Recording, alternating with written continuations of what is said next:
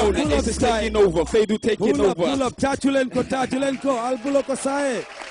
Assalamu alaikum Gambia, mangana nuyu man la sen boy Ali Baba, aka Killer Ace, aka Alabai Soldier. My nuyu everybody from east, west, north, south, Jinei, Malaika, Domi, Adamai. You know what I'm saying? Man, I'm big, you know what I mean? Yeah, man. Not gonna defend, you know what I mean? Alhamdulillah. That's what's up tonight. Ganyo Wahnalente, we have a special extra staff connect. Lutonyo am special extra staff connect because the guy in the building is extra ACCC Nidem Rek.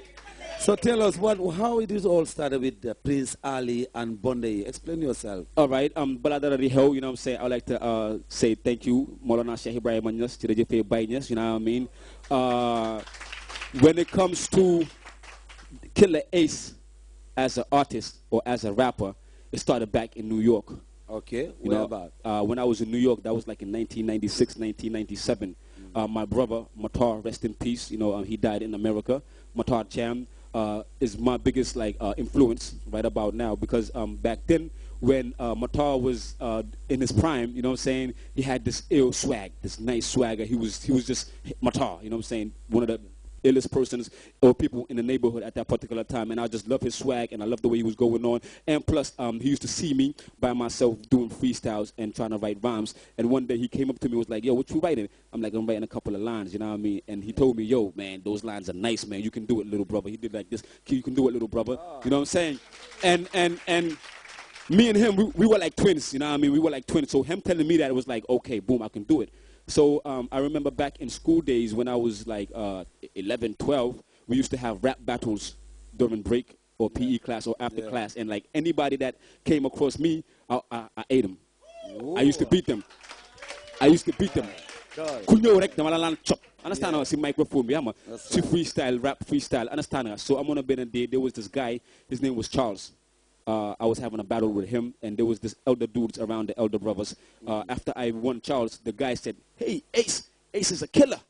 All right. Because before the Ace, they used to call me AC, meaning Ali Cham. Oh, and then, what is it? Exactly, you know what I'm saying? Understand? All right, and then I added the E. Let's welcome the Chams. That means today the Chams know for middle, you know? And then, that's right. And then I added the E to make it Ace, because Ace means number one. Or if you're good at something, you know what I'm saying, like you're the ace of Self Connect. All right. You know what I'm saying? So you hear that?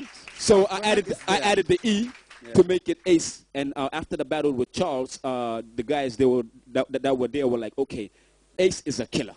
Okay. So this was in 1992. No, 1998. 1998. 97. And then you're back in Gambia. Okay. How did it all start in the Gambia one? Let's okay. So when I came to Gambia in 2000. You know what I'm saying? When I came to Gambia, hip-hop or rap in the Gambia was not like that.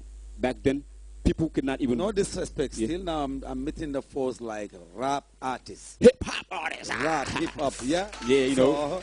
That's why we said it's going to be hot tonight. All right, exactly. So when I came back, it was not like that. Back then, people did not distinguish the difference between a reggae artist and a rap artist. Everybody was a rapper. Yeah. Even if you was doing balak, you were a rapper. Yeah, you feel what I'm saying? Okay. But so it was so different. What's the difference between rapper and hip hop and reggae to you? What do you see? Okay, rap is one of the elements of hip hop. Hip hop has 5 elements, and rapping is one of them. You understand what I'm saying? Let's go from one. You have breakdancing, which is the dances that they do. You know, with twisted structures and physical appearance that they show. You feel what I'm saying? And then you also have graffiti, which is the beautiful art that you see in the streets. Okay. That's breakdancing. All right. And then I'm learning. We getting it. Go. You understand? You have DJing, which is turntablism. Sometimes you play a record and you hear a lot of chicka chicka chicka chicka. Yeah, I used to do that. You know what I'm saying? I know that one. That's they call it turntablism or DJing. And then you also have MCing, rapping. Yeah. You understand? That's one of the arts of storytelling, putting words together in an artistic form, to the extent where the person you're talking to, you know what I'm saying, can actually see what you're trying to say. That's right. That's you right. What I'm saying? That's when they try to explain what their feelings back in. Exactly. Like all you right. see, you get it. You understand? Like, yo, who's this? My man back in blue. Let me Chan. You understanding me, so I'm understanding you. GRTS, watch out. ACE is coming through. You understand? Wow. So he's in the building. So he's in the building. Killer Ace? Yes. That was a good countdown to 5 about hip-hop and rap thing. I really appreciate that the one. elements, yes. Island Color, you know, that was a very, very good one. Legi ñu dem, how did it all started in Gambia? How did Okay. you start holding microphone in Gambia? And what motivated you when you back in the Gambia here? Okay. One thing about me is I always loved the microphone.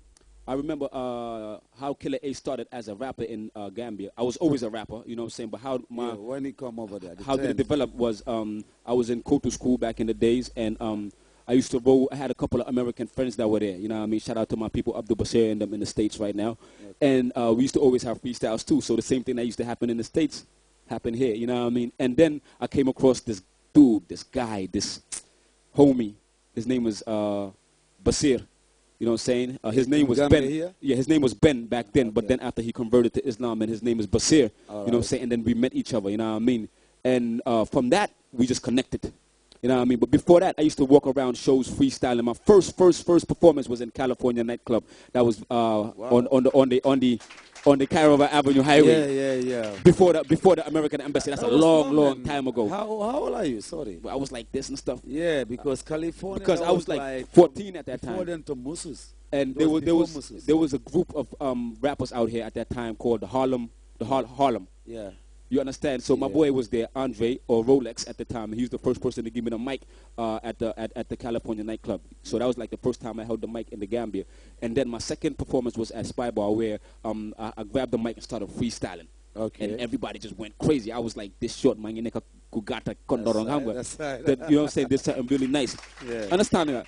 So then, after I met with Bars or Basir or Ben at that time, he's white in when it comes to his skin color. Okay. You don't understand, but he was raised in the Gambia, and when we met, it's like he was the other half of me.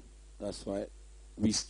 Our rhyme style was together, similar. Yeah? You know what I'm saying? And then we came together, and then when we came together, that's when we formed the group called DLC. Okay. Called the Lyrical Cipher. So that was the first group that you performed. Exactly. Yeah, that's the first group that I was part of. You got any song out by then? At that time, no. My first studio song, which was actually standard, was in 2004. In March 2004, the song was recorded at Alliance Franco. You know, it was 4 songs. You had In the Ghetto, you had What's Real, you had Keep It Tight. You understand? So it was 4 songs, and what is the lyricist that me and Kanasu Bars did at first? And that's when everything started as Killer Ace in the Gambia. We want to hear that, little bit of that one, little acapella of that one. Let him give us that one, yeah? For the first one, give us a little acapella. Okay, check this out.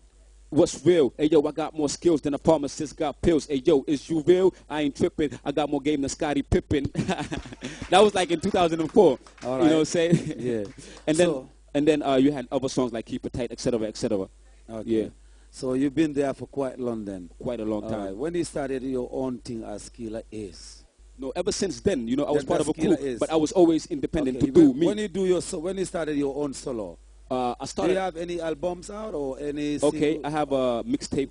Okay. Out called Lyrical Assassination, but before that album, I was part of the DLC album, which I was part of, which is called Nod Your Brain Box. It came out in 2008. Okay, and all this is a hip hop. All hip hop. I'm a hip hop artist, and I only concentrate on hip hop. Can I do it again? Do you do something like It's Me Again, or Do It Again, or how do we do it? What do you mean? Yeah. What was your latest one? The last one you do? The last one I did I dropped it yesterday. It was called Self Control, where I'm talking to the American rappers and responding to them after Kendrick Lamar dissed the whole entire hip hop industry. You understand? So I'm like, I got.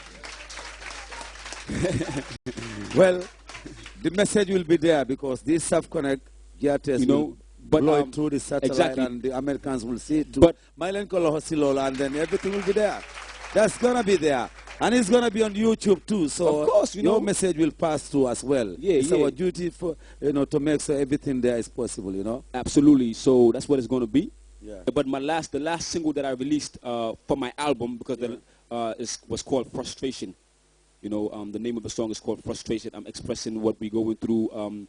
A whole bunch of things. Example, everyday stress, yes, it leads to frustration. I'm walking down muddy roads, which ain't got enough pavement. I'm waiting for a van, we ain't got no bus stations. My people's working extra hard until they guts are aching. And at the end of the day, don't get enough payment. I'm feeling like we trapped in a shell like crustaceans. And even on tougher days, we practice enough patience. Stays praying, say inshallah, and trust amen.